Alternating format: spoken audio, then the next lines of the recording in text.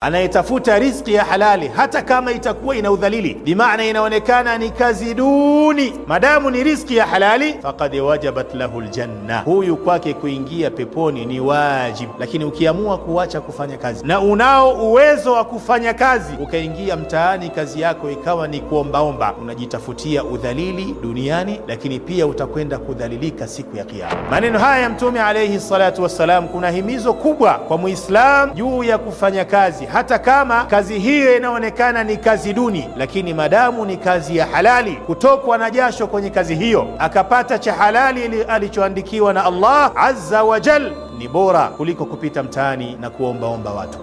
Wama arsalna qablaka min almursalin, hatujatumiliza mitume kabla yako ewe Muhammad, illa innahum la yakuluna at-ta'am, isipokuwa na wao walikuwa wanakula chakula, wayamshuna fil aswaq, na wanatembea masokoni, ay litakassudi wattijara, kwa ajili ya kutafuta riziki na kufanya biashara. Akasema alayhi salatu wassalam, ma akala ahadun ta'aman khayran min an ya'kul min amali yadihi, wa kana nabiyullahi Daud ya'kulu min